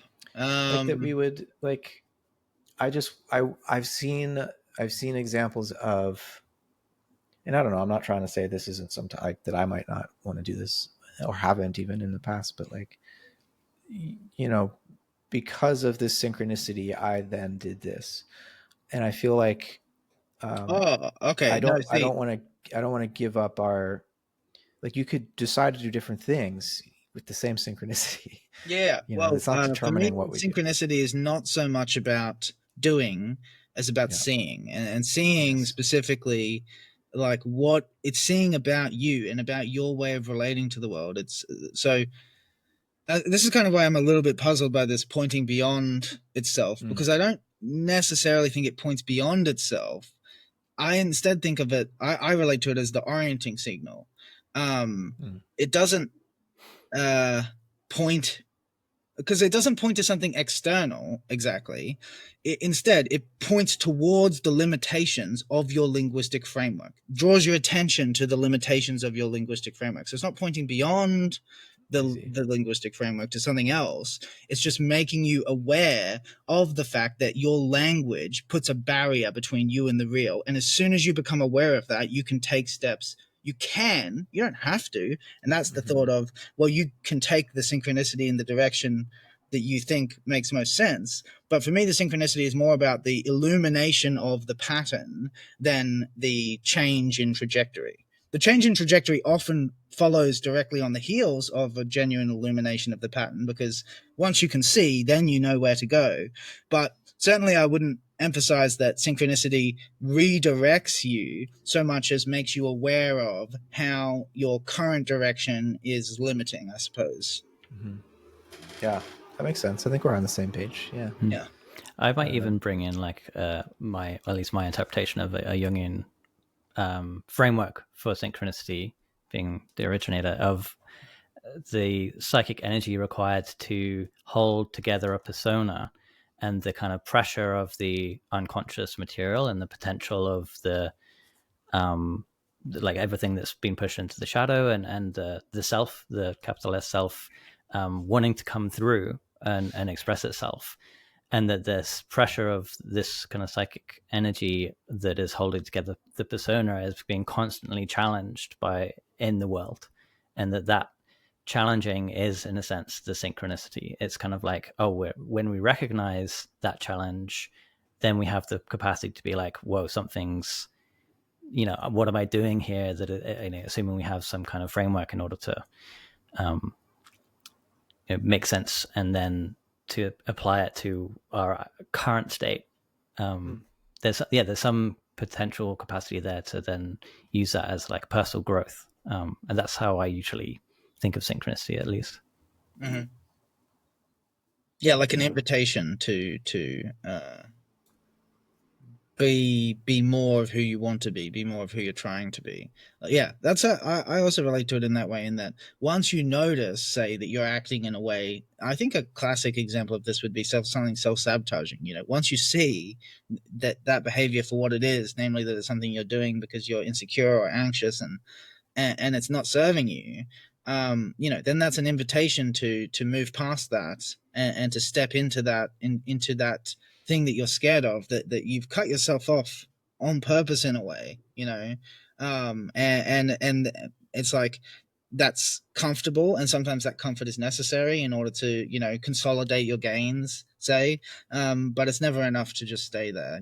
Always the world invites us to go on, to move further, to be more, and to grow. Or it might be a call to like step up into a situation that feels very unfamiliar and scary to us. Like if there's something going on and we've been thinking like, oh, maybe I should do something about it, and then something happens in the world that's kind of like a sign, or it's like, oh my god, I'm being called, and we get over ourselves in that moment, possibly from that sign. We're kind of pulled to then do whatever it is that we otherwise don't feel. No, like we that's a really great example, yeah, because I think that's maybe the most mundane kind of experience, and that's so mundane people wouldn't even recognize that with synchronicity. But there is something of a similar sort there, in that if you're thinking, say you're like wanting to do something and you're thinking about it a lot, and then something happens in life where you're presented with that opportunity, it's almost like, well, I might not have got around to it, but now there's just no good reason not to. So I'm going to do it. You know what I mean?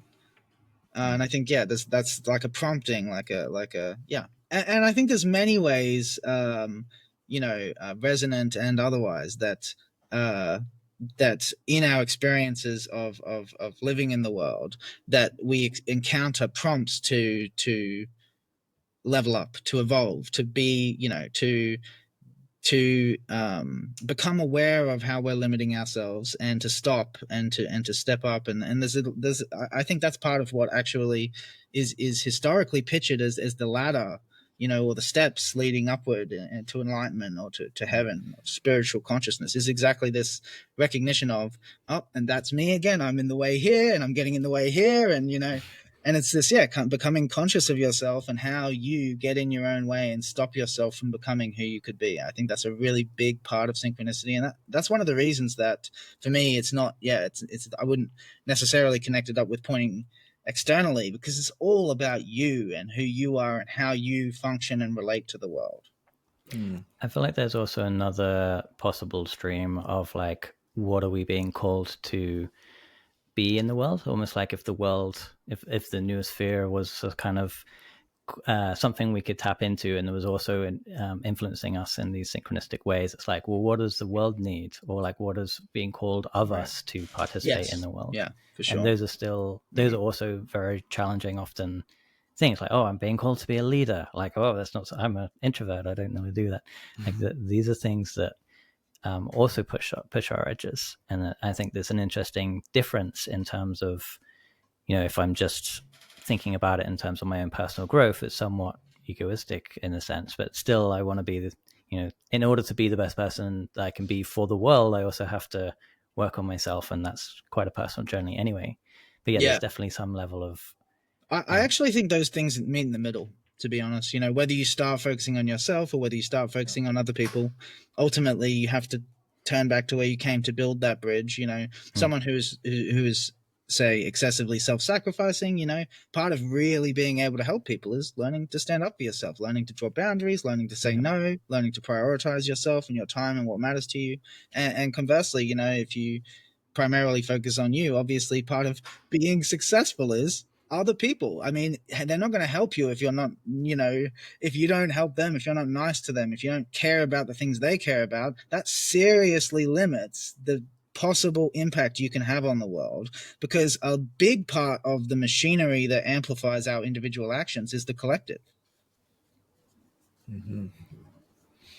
Yeah, I mean, it sounds like what you two have been describing is the way in which synchronicity can allow us to become aware that the world has a soul and that it is responsive to us, and that we are responsible to it in a way. So it calls us to participate in this and contribute in a certain way.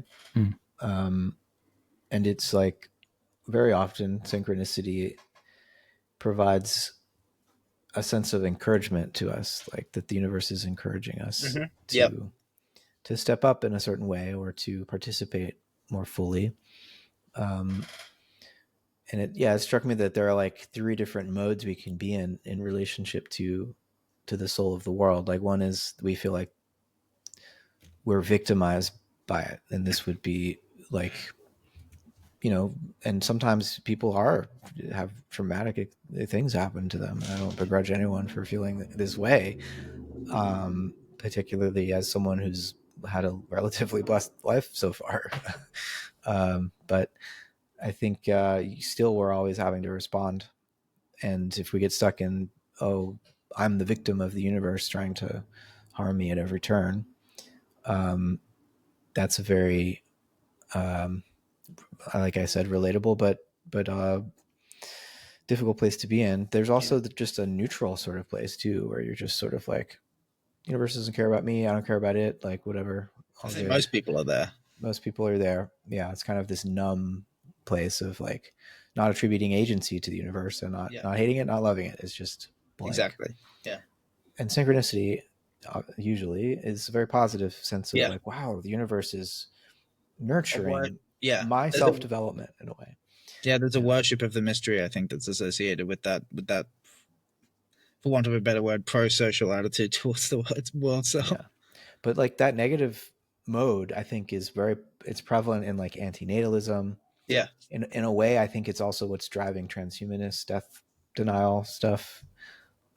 It's people who are really afraid of the world, really afraid of embodiment, and Mm-hmm. you know, and so it's that pole is growing in influence, I think, because of, I don't know, just how intense things are becoming.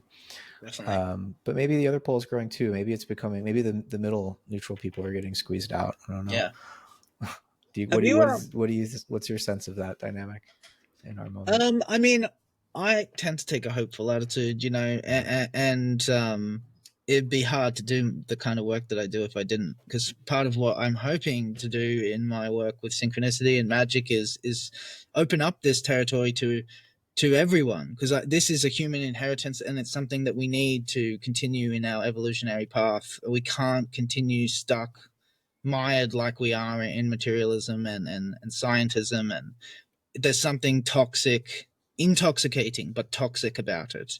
Yeah, And I exactly. don't think it's good for human beings. So, I generally take the view that within the next few hundred years, it's going to be challenging, but I do think that what currently and what historically has been the purview of the few is going to become the common property of the many. I like that. Mm. Yeah. Yeah, I feel hopeful in Also, that way too, but I also feel like I might just be in a bubble, and that the reality might be worse than I think, especially with the things that are happening in the world in terms of the kind of people that are getting elected into power. And I know a lot of that is probably propaganda, and um, yeah, it's like actually riling people up. Like there's a sense that some of the things that are happening are very clever uses of myth and emotional manipulation, in order to get people on board. And in that sense, these people aren't numb; they're angry, or that they're disenfranchised and dissatisfied. And there's a definite sense of numbness, at least in terms of the three categories we're giving in terms of synchronicity and yeah. whatnot. But there's Well, I still Yeah. think what drives this rise of authoritarianism, I think, is it would be an example of feeling like the world is an enemy. You know, mm, everybody's a potential Yeah. enemy, so Yeah. it's the world is hostile. Like, so I feel like that's Exactly. Yeah. I was gonna say, yeah, alienation and anger. That's just the flip side of feeling, like the world doesn't have any meaning and it's empty, of being dissociated from the world soul.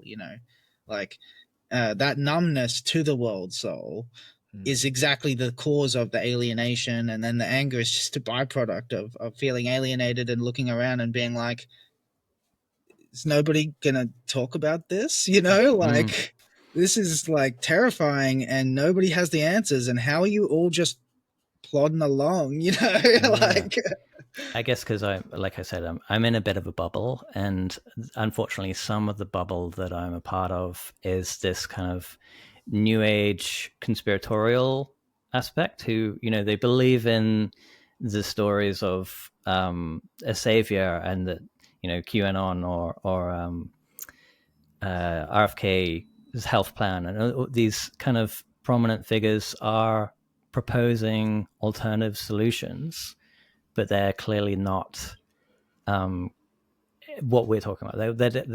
These groups are spiritually aligned and aware, and believe in synchronicities, and the universe has got their back. But that people can still be captured by this bullshit. I guess this yeah, rhetoric, this propaganda. yeah. You can be spiritual and still a critical thinker, and a skeptic. Like, we don't need to. I think we need to all be capable of like um, participating in many worldviews. Like, it's it's important to be able to develop the kind of sympathetic imagination that allows you to see the world from any point of view. Because when you lose that, then you can't communicate. And the more incapable you are of sympathetic imagination, the fewer people you can talk about, and then you end up locked in a cult, Hmm. because it's the only place you feel safe, where everybody around you agrees with you. You're never challenged. You can just stick with the same language all the time yeah. and code words, um, and so it's very important, I think, that we, as much as we want to go deep into spiritual exploration. I think group work helps keep us in check, but even beyond a particular in group, it's important to always mix it up. Yeah, Do intergroup absolutely. work, you know, Mm. and just we really have to pay attention to both the importance of like tribe, like human beings need tribe, we need it, Yeah, yeah. but also like we need we need intertribal rituals where we Mm. intentionally mix it up with each other, so that we don't ever fall into the illusion of thinking our little formal system or symbolism is the It's whole the of it. yeah, Yeah. Yeah. exactly. What's No, that? I really like that. I think that's a beautiful way of putting it. And I also like the link you drew, between the way Alexandra and I were relating to synchronicity and this concept of the soul of the world.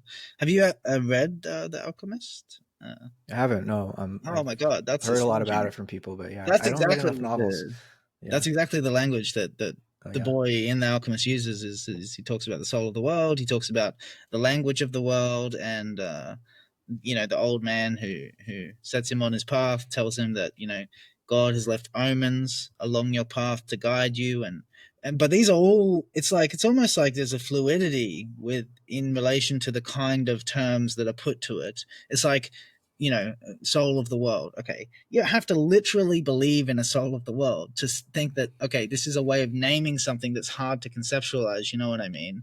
And I think Yeah. language of the world is a really, that one I really like, because it implicitly draws attention to this idea that your way of relating to the world, that kind of thing you were just saying, in terms of you don't want to fall under the sway of the illusion that your way of relating to the world is the only way.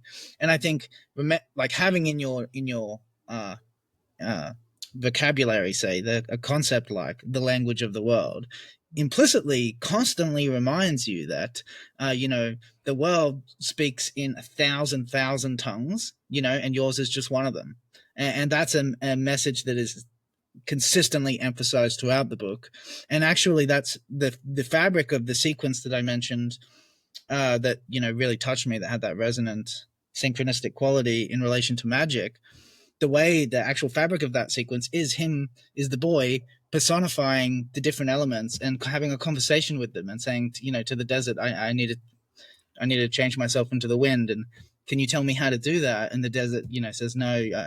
Maybe ask the winds. And then he goes to the winds, and it's this sequence of going to higher and higher authorities, until the sun. He finally gets to the sun, and the sun tells him to go and to the hand that wrote all. And it's the next part is just absolute pure poetry. There's no other way of describing it. But the gist of it is, he says that the boy started praying, and it was a prayer without words. And as he was praying, he felt like a sense of connection, and he followed that sense, and he reached through to the soul of the world, and there he found God's soul, and he saw that God's soul was the same as his own soul, and that anybody is capable of miracles. And there's something so beautiful and magical about that, you know something that just, yeah, it's like, okay, literally, no, but like, there's something about that, what's expressed there, that goes beyond any kind of literal concept that we have our hands on. It's so funny that, I mean, I don't mind spoilers at all, but it's such a epic spoiler that you just gave, that like Oh not only yeah, I of the know. book, but like that the ultimate spoiler is like we're your God, like the eye that which with which you see God is the same eye through which God sees you, like Mhm. Eckhart put it. Like Mm. Yeah, that's it's like the cosmic spoiler. that's true. Yeah, yeah. I mean, I couldn't help myself. But actually, there's another part to that story which I'm not telling, and I won't, because it's an Okay, even good. bigger spoiler. But that really, actually, because the for me, synchronistic stories is like, part of the reason for telling them is to inspire people to look for an experience like that themselves. And always, when you're listening to someone else tell a story like this, you're looking for alternative explanations. And so, um, one of the ways that people will often explain a synchronistic story is sort of the thing you said about dreams, right? Like, when you remember it, you just automatically alter it. You can't help yourself, Yeah. etc. And I think that's true. And that's one of the reasons that in my practice of studying synchronicity, I make a habit of recording on the day that it happens, the odd things that happen in the details that they manifest themselves to me at the time. But there's a, like in a book, it's like, okay, well, maybe like, I don't know, maybe like retrospectively, now that you've read the book, you interpret the whole thing in a way where you're making connections that weren't there at the beginning. But there's this clause that I'm leaving out of the story that I just told you. The thing about the boy and the wind and transforming himself into it. There's a follow up sequence in the story that just obliterates that consideration that, oh, maybe you've rearranged the story, because something happens later in the book that echoes my reaction to that sequence that I just described to you. And it's just, it's the kind of a coincidence where the whole sequence is like, this is a crazy story, and then the last bit, the cherry on top, it's just mind-blowing. There's no words. There is no way of reductively explaining it away. It just doesn't work. You're just like, wow. You leave that spoiler alone for now. Yeah. You're right. There's a couple of things actually I want to touch on, because you mentioned a couple of times, of course, not literally. And there's, in some sense, there are metaphysical ways that, yes, literally, almost, or maybe yes, literally. And I'm thinking, even specifically in Whitehead's metaphysics, God is a actual occasion, or maybe the way I might frame it is that all actual occasions are inheritors of God. Yes. And as God being maybe like the arc actual occasion or something. And in that sense, the world, the earth, is made of actual occasion, is a society or an excess, or I'm not sure which one of those is more. It's just Earth as a whole is a society. Yeah. But it's made of the same stuff as a human, and that if the capacity for conscious experiences and sort of an inner domain in some sense are inherited from the workings of these fundamental things, then it makes sense that our minds would be connected to, or the earth would have something similar. Or I'm not trying to put. Well, I think that's a really good point, and I think actually what we saw here is just an illustration of what I was talking about before in terms of the magic of language. In that, like, you saw me just so readily make an identification between what the common sense scientific picture of the world is and what is literally possible, and that move is just so intuitive and so built in. I didn't even notice it. Yeah, I think this is like what you were saying earlier with regard to the language of the world, and how that clues us into the fact that there are innumerable languages besides our own. And the key there is that, like, the world is, Whitehead says, the world is a medium for the transmission of feelings. You could say the world is a medium for the transmission of messages.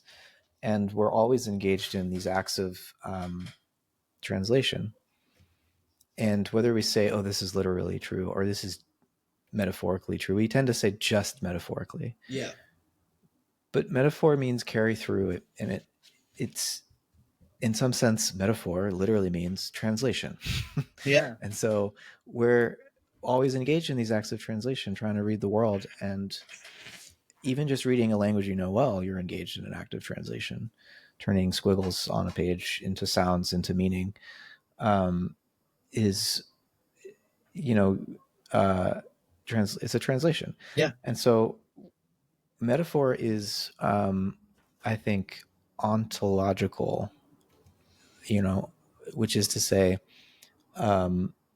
if meaning is ontological, then, we're always in a situation of,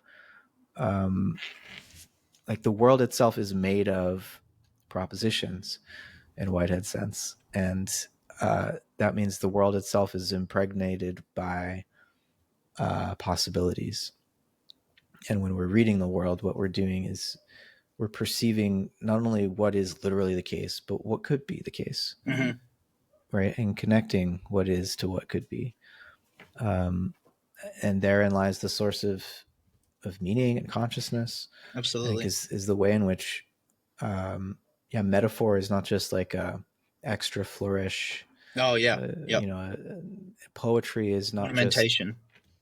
Poetry is not merely like frosting. It's the core of the cake. It's Absolutely. like what meaning itself is made of, and all language has a poetic basis. I mean, James Hillman used to talk about the poetic basis of mind. So I'd love to open that up further. I'd like Sure. specifically that subject of translation and metaphor. We probably don't have time today, but I'd love to get into it next time, because I you really could probably hear my tummy rumbling. It's dinner time. It's over really here for rich. me, I think that as a focal point for our next discussion. But and it reminds me of the thing you said last time about, that's what knowledge is reasoning by analogy. Using we know something, we don't know something, and then seeing what can be illuminated. I think that's exactly right. And I think this emphasis on metaphor is also really apt. If anyone in the audience wants to prepare for our next discussion, I would heavily recommend a couple of books. So The Rule of Metaphor, incredible book on the mechanics of metaphor, and systematically does away with this notion that metaphor could possibly be pure ornamentation that adds no meaning.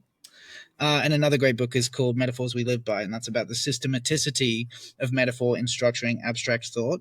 And just as a little, I don't know, like a little treat for your brain, is something that that the author, a philosopher called Paul Ricoeur, I can't really say his last name, talks about in The Rule of Metaphor. Is he talks about what does metaphor actually mean? And the fascinating, astonishing thing is metaphor itself is a metaphor. Metaphor comes from the Greek epiphora, and the meaning of epiphora is a transposition of meaning. And position is already a foreign concept there. Position is a spatial concept, so the very notion of having a transposition of meaning is itself a metaphorical notion. Right. Yeah, so there's no bottom floor. There's no bottom to the metaphors. Mm-hmm. This is Zen-Kern, if ever I heard one. Yeah. Yeah, and I think that's a really great illustration of actually the problem with this notion of literal. It's almost like literal is just the dead layer, like the layer of skin that's dead. It's like what we call literal is like the metaphors we've got so used to that we don't even remember it's a metaphor, basically. It means with letters, basically. Yeah, exactly. It means like sort of the proper meaning of the actual sounds. But the thing about that is that, like, the notion of proper meaning suggests that it really belongs to that domain, and like you were saying, there's no bottom floor. Like where all terms are borrowed from ultimately body-based experiences in space. Like if you wanted to, ground out metaphor in anything, that's what it would be: body-based experiences in space. Yeah, and space, and I think not just like visual space, but auditory space. Like learning the alphabet song. I think such a core formative experience to like. You need to learn the alphabet song before you can learn to read. Yeah, and so that it's there's a sonic basis to literacy, if you want, that I think always brings us beyond the letter.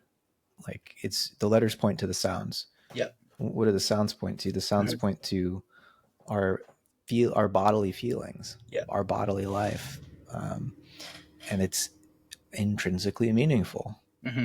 Exactly. Yeah. Mm. Yeah. The meaning is just inherent in the like say, we just talk primitively about a body-based interaction with the environment, like avoiding obstacles, navigating successfully, avoiding danger. Yeah, these things are just experienced as intrinsically meaningful. There's no semantic move to identify them with anything. They just are experienced as being saturated with meaning, essentially.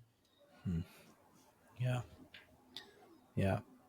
Just like language paints with a kinesthetic. The paint that language uses is kinesthetic experiences. Yeah, no, that's a great way of putting it. I love that. Maybe we should let Matt get over for some dinner. Yeah. I know that we could probably go all night, but this was so fun, you guys. I really feel like I don't know, we're compatible minds. Yeah, I'm really looking forward to next time. And I mean, hopefully next time we can get to some of my more Whitehead related questions, because I still have some from the first talk that I didn't get to that I carried over to this sheet. And then, I mean, I love the conversation we had today. It's like probably the best conversation I've had all year so far, which is saying something, because that conversation that we had with Brendan the other day, that was also a phenomenal talk. But I really have enjoyed this one, so I'm not in any way like regretful about not having got to it. But certainly, I think maybe we can try to let's do focus it the next again. discussion a little bit. Let's do it again in a couple months. Yeah. Looking forward to Absolutely. it. Awesome. Thank you, my friends. Thank you Thanks so for much. coming on, Matt. We really appreciate it. My pleasure. It really is a lot of fun. Awesome.